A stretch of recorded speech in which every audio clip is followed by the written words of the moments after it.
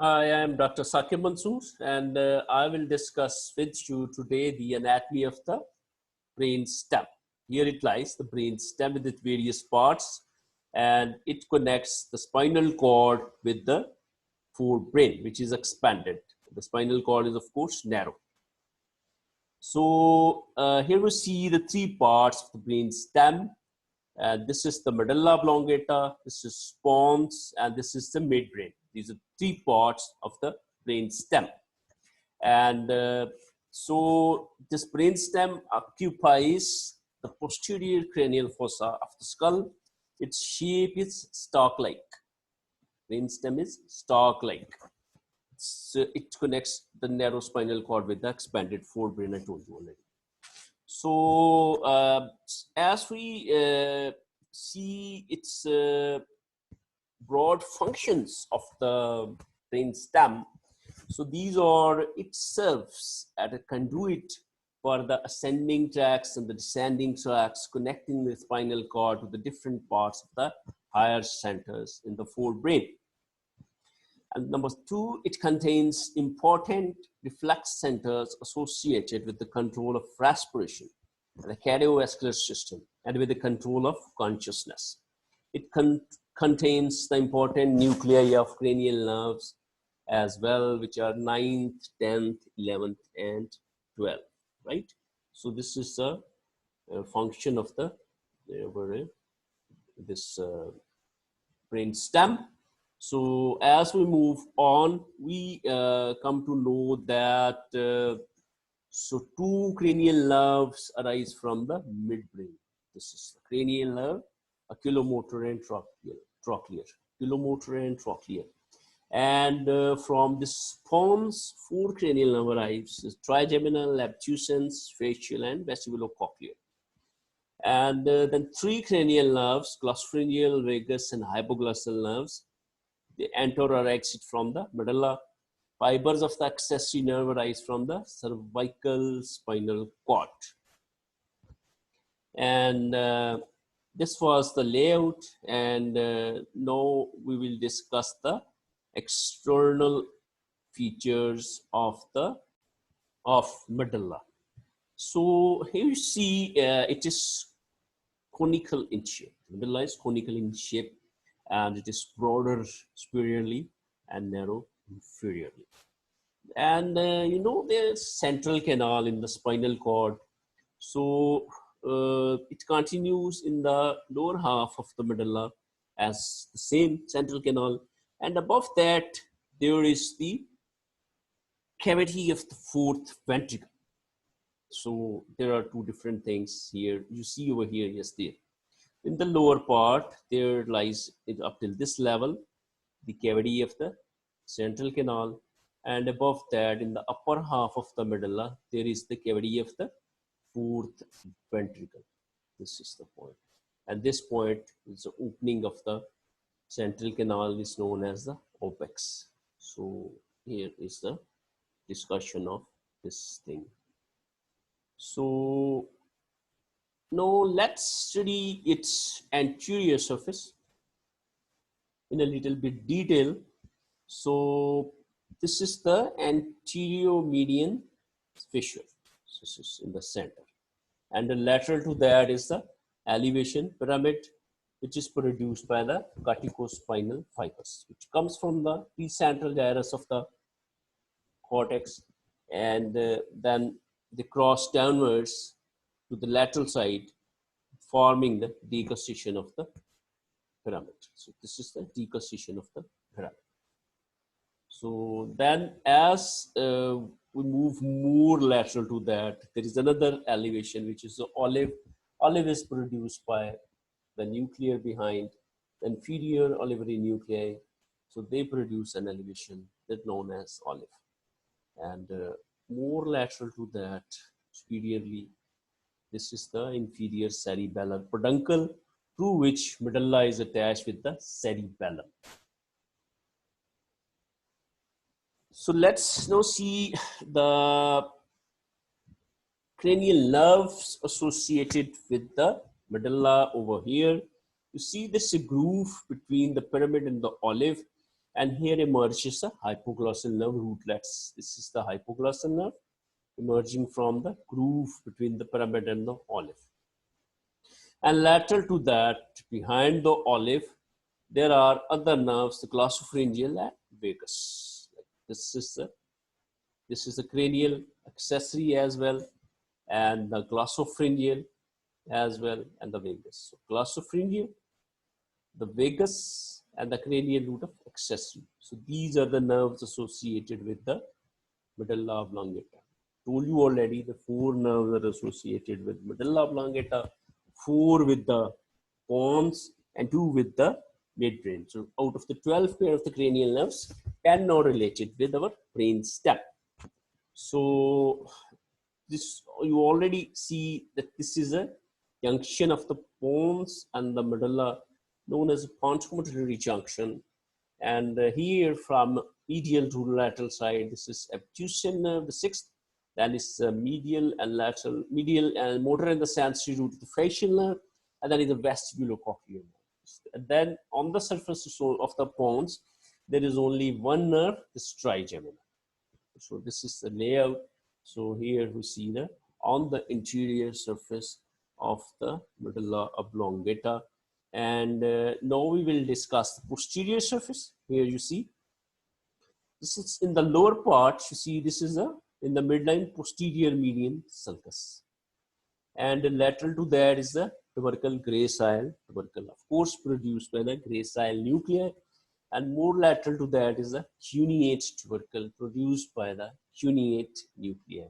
So this is the structure posteriorly of the medulla oblongata externally, and this is, I told you already, the here up till this part inside is present the central canal, which opens upwards into the upper part of the medulla, which has this cavity of the 4th ventricle, and this point is known as the opex. So here you see, and then the more structures would be studied in the floor of the 4th ventricle. These all labeled vestibular area and the hypoglossal triangle and the vagal triangle. We're studying here, but they are much a topic of this 4th ventricle, right? So this is the point. And moving on, we will go to the internal structure of the medulla. And this is medulla oblongata consists of white matter and gray matter, but study transverse section of this region shows that they have been extensively rearranged. So there are made cross sections at various levels to study the detail of these gray and white matters. So that is the 4 levels are made. So this is the level of decussation of pyramids, level of decussation of the lemnisci, level of the olives, and the level just inferior to the Pons. So these 4 levels are made to make a concept. So here, yes, this is the decussation of the pyramids. I told you a bit about that. Here the corticospinal fibers cross to the opposite side. When they cross to the opposite side, the fibers, this is known as decussation. So this is the motor decussation. Of course, these are the motor fibers coming from the cortex, and this is the corticospinal tract. And above that, so one section is made that, above that is the great sensory decussation lemnisci decussate. We'll show you later on. So 2 sections are made here. One here at the level of the decussation of the pyramids, and above that is the decussation of the lemnisci. And then is the very important and the more detailed section, which is at the level of the olives. This is the 3rd section, and the 4th section is just below the Pons cross section. So this 3rd at the level of the olive and just below the Pons are almost similar, So this is the thing. So let's study in detail what happens at the level of the decussation of the pyramids. You see, there are the lateral corticospinal tracts, and this is the decussation of the corticospinal tracts. They fiber cross to the opposite side, And these are the corticospinal tract that form this elevation on the anterior surface pyramid. You see again, this is the pyramid formed by corticospinal fibers underneath that. So you see, this is the pyramidal decussation over here, the most marked feature of our this cross section over here. Then you see again what happens posteriorly. Here is the our fasciculus cuneatus and fasciculus gracilis. Medial is the fasciculus gracilis and lateral is the fasciculus cuneatus. These are the same as they are present in the spinal cord, and the nuclei over here, the nucleus cuneatus and nucleus gracilis, they are the more projecting, the taking more space and going upwards like this. They're expanded, and here this is also more expanded. So they alter the shape of the spinal cord. In this region, the rearrangement is produced. So this is the point. Another point, like this was the corticospinal fibers. They were also distorting the shape of this anterior column of the white matter of the spinal cord. So that is the moving over here. This is another level, the spinal nucleus of trigeminal nerve. Here is present the spinal nucleus of trigeminal nerve. So at this level, you know, this is also a gray matter. Then with, lateral to that is the spinal tract of the trigeminal nerve. So its definition is it is lying the lateral to the nucleus of the trigeminal nerve and bounded laterally by the surface of the medulla. So over here we have this white matter again. This is the lateral spinothalamic tract. This is posterior spinocerebellar tract. This is the anterior spinocerebellar tract.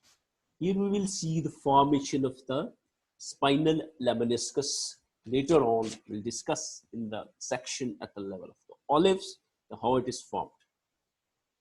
So then in the midline, there is the anterior median fissure. Here you see again, of course, this is the lower half of the medulla oblongata, A and B, this motor decussation pyramidal, and B, the sensory decussation at the level of the lemnisci.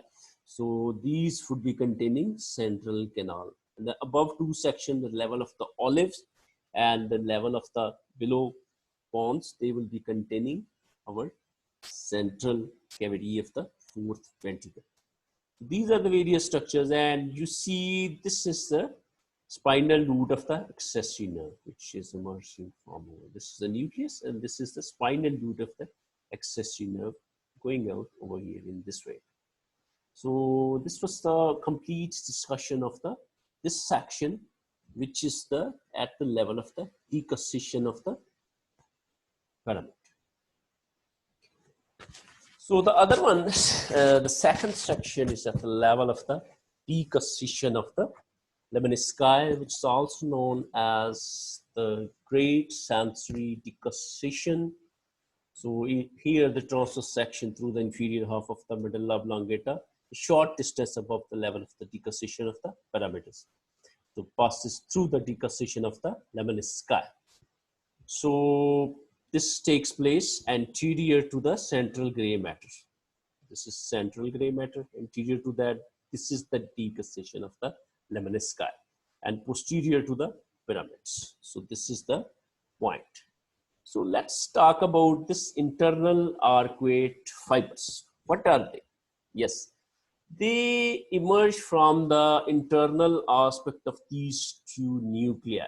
So nucleus gracilis and cuneatus emerge, and they going downwards and medially from both sides. These are the internal arcuate fibers, and here they cross to the opposite sides and they form this decussation of the medial lemniscus.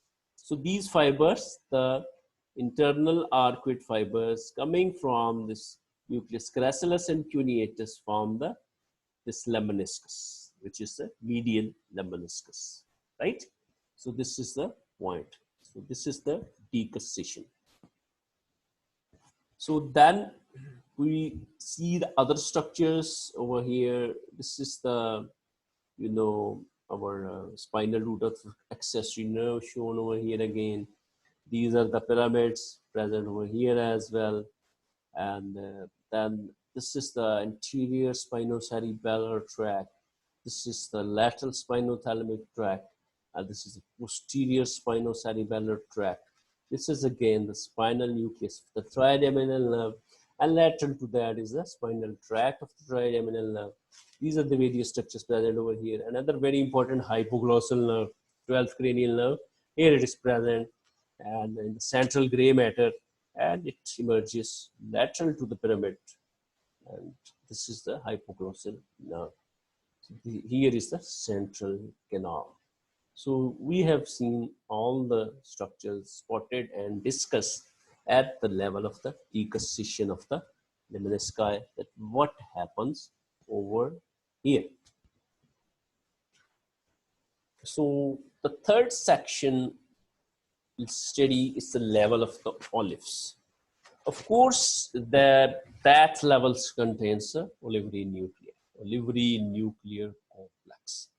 So you see, very important is the inferior olivary nucleus. This is a crumpled bag which opens medially.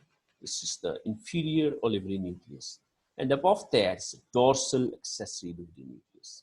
And also present is a medial accessory olivary nucleus. So olivary nucleus, this is a complex, right? So you see it various parts, and these are three over here. These are the olivary nuclei. This is the crumpled bag of the inferior olivary nucleus. This produces the elevation, the olive, on the surface of the medulla olive lateral to the pyramid. This is pyramid. It produces pyramidal tract, corticospinal. They produce a projection on the surface pyramid. And lateral to that are this inferior olivary nucleus, the big one, the crumpled bag appearance. That produces an elevation. This is the olive. See, and again the anterior aspect on the external surface. Yes, you could see. So this is the pyramidal. Pyramid contains a pyramidal tract, corticospinal fibers. They produce this elevation. And lateral is the olivary elevation. This olive is produced by this inferior olivary nucleus.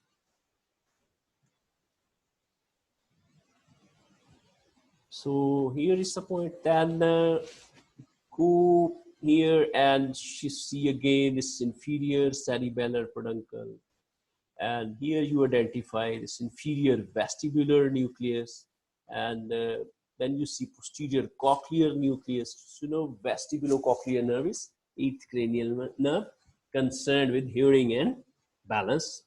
And this is the medial vestibular nucleus. The vestibular nuclear complex also consists of 4 parts, which I show you.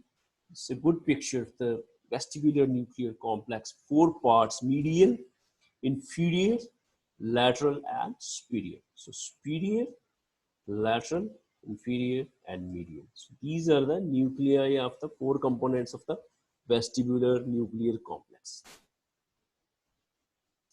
So that is the point. And now you see over here, this is the central gray matter. Central gray matter over here, which contains this reticular formation. This is the reticular formation.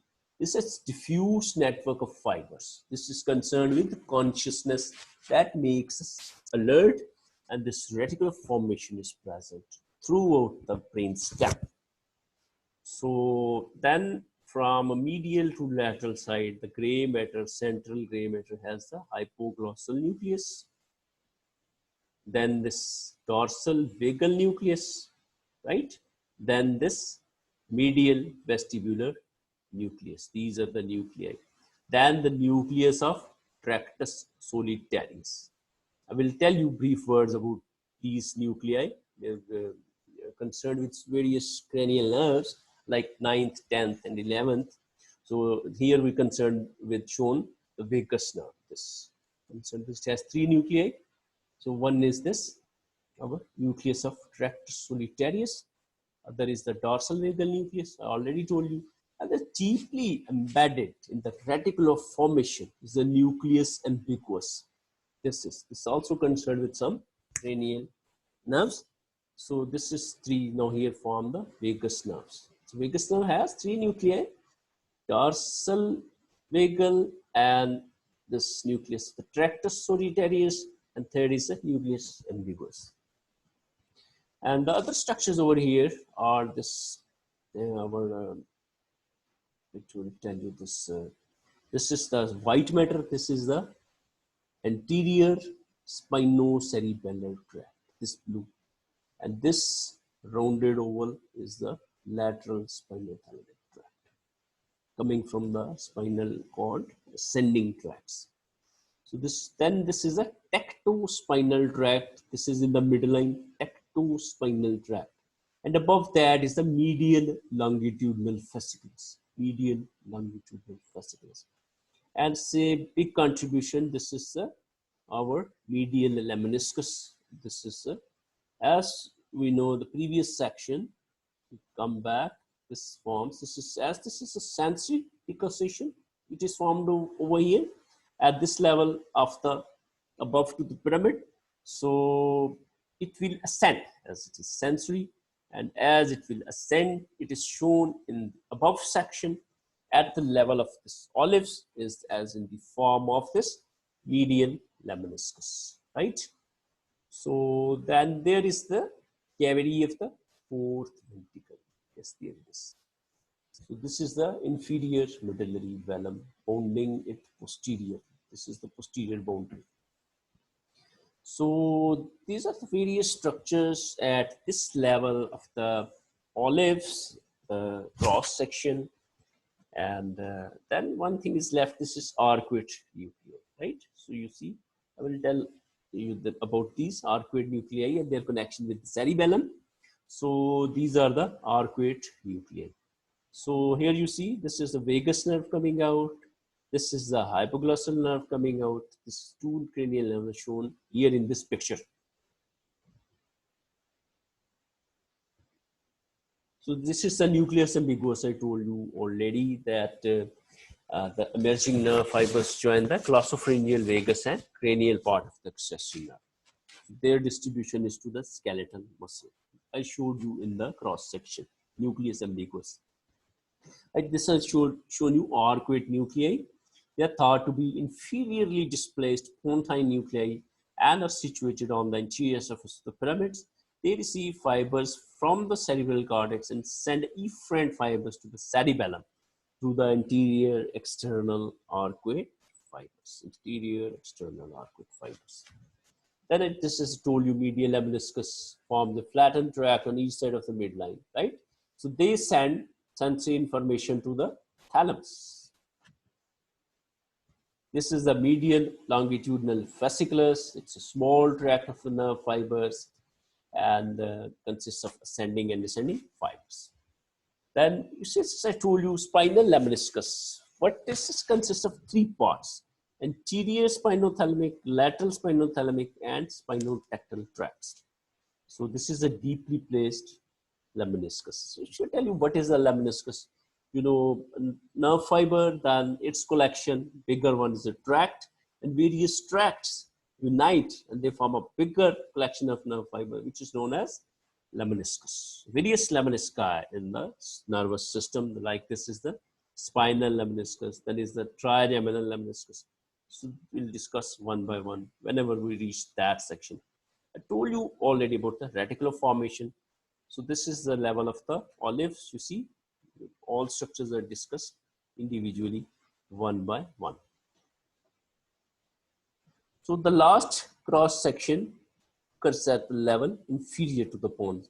It is almost same as that of the level of the olives. This one difference, that's lateral vestibular nucleus.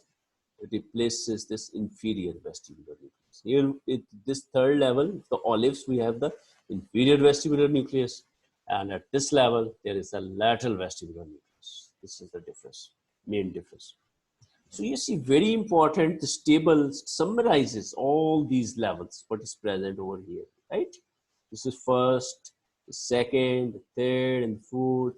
The first two have central canal cavity, and the fourth ventricle is the cavity of these third and fourth sections. They're the nuclei, that's the gray matter. This part, this part, this part, this part.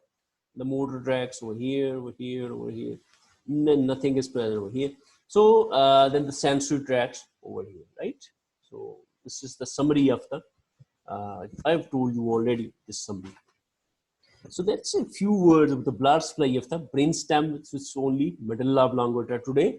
It is supplied by the vertebral artery, anterior and posterior spinal arteries, and posterior inferior cerebellar artery, PICA. Posterior inferior cerebellar artery, PICA, and basilar arteries. Basilar arteries. So few applied aspects, the diseases are very, very important. Some diseases like this is the Arnold-chiari phenomenon, the Chiari phenomenon.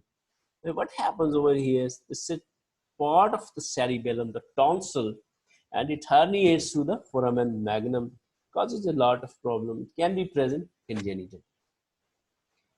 So this is, I think, most important aspect clinical of the our medulla oblongata. This is the lateral medullary syndrome. Lateral medullary syndrome. Here, this portion is paralyzed. Is the lesion due to, of course, it's known as PICA. So posterior inferior cerebellar artery is compromised, and the artery of the Wallenberg. And this is the structures below that. All these are involved in this paralysis. These are, they are summarized over here. This is the lateral medullary Wallenberg or PICA syndrome. So this is dissociated sensory loss. Affected structures include the following: the vestibular nuclei. Their lesion will produce nystagmus, nausea, vomiting, and vertigo. And then there can be involved inferior cerebellar peduncles. You could see this is so the vestibular nuclei. I told you this is the inferior cerebellar peduncle. What it will produce? It results in ipsilateral, the same side, cerebellar signs, dystaxia, dysmetria, which is past pointing, and a dystiad of cokinesia. These terms will be explained in topics of the cerebellum. Then third is a nucleus ambiguous, right? You see over here, we studied that. It was lying the nucleus ambiguous, not labeled over in this picture, nucleus ambiguous. I told you this is the third three nucleus of the vagus nerve. So tractus solitarius, dorsal nucleus, and this is the nucleus ambiguous. And due to that, lesions result in the ipsilateral, the same side, laryngeal, pharyngeal, and palatal hemiparalysis. That is the loss of the gag reflex, efferent limb, dysarthria, dysphagia, and dysphonia, right? Dysphonia is hoarseness of the voice, dysarthria, difficulty in speaking, and dysphagia is difficulty in swallowing. That is the glossopharyngeal nerve roots. You already know this glossopharyngeal nerve is also involved over here. So this shows result in loss of the gag reflex. It's efferent limb. You know that gag reflex has an efferent limb and an efferent limb. Efferent limb is concerned with nucleus ambiguous, vagus, and the efferent involved is glossopharyngeal nerve. Some other features of the lateral medullary syndrome, of course, vagal continuous. Lesion result in the same deficit as seen the lesions involving the nucleus ambiguous. And the spinothalamic tracts, the spinal lemniscus. I told you three parts of that: the lateral spinothalamic tract, the anterior spinothalamic tract, and the spinotactal. The lesions result in contralateral loss of pain and temperature sensation. Contralateral part loss of pain and temperature. Pain and temperature is taken by the sensation by the lateral spinothalamic tract. Pain and temperature. So there is the contralateral loss. Spinal trigeminal nucleus and tract. See the picture again. These are the our trigeminal tractor nerve you here, and this is also this lesion of these, and it will result in the ipsilateral loss of pain and temperature sensation from the face. That will result in facial hemianesthesia. And last is the descending sympathetic tracts, also present over here. That will result in ipsilateral Horner syndrome. It has various features for ptosis, meiosis, hemianhidrosis, and apparent anophthalmos, right? This is drooping of the eyelids. This is constriction of the pupils. And this is the loss of the sweating, and anophthalmos, the bulging of the eyeballs. Then again, the last is the medial medullary syndrome. This is the anterior spinal artery syndrome. This would be blocked, no blood flowing to that. Just you see the picture. Yes, here is a medial medullary syndrome. These structures, of course, would be involved, right? This tactospinal and this medial lemniscus, and also the pyramid again. These are the arcuate nuclei as well. So these main three features are produced over here by the lesion of the corticospinal tract, which is the medullary pyramid, and it results in the contralateral spastic hemiparesis. Contralateral spastic hemiparesis. Then, when there is loss of the medial lemniscus, what will occur? There would be contralateral loss of tactile and vibration sensation from the trunk and extremities. So you know, when there is formation of the medial lemniscus, the gracile and cuneate tubercle nuclei give fibers to them. So they are the concerned with vibration and tactile sensation. And in the last, the hypoglossal nucleus, you see, this is involved.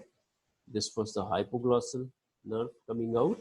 If it is damaged, very important, hypoglossal nucleus lesion, intraaxial fibers, this results in ipsilateral flexed hemiparalysis of the tongue.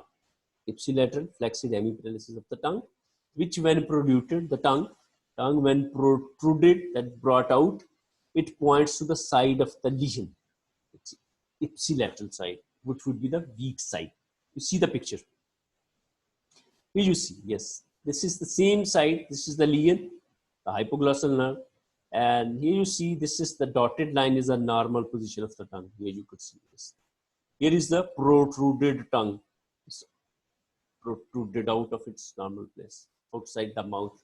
And when there is lesion, this is the position of the tongue, which is deviated to the side of the lesion.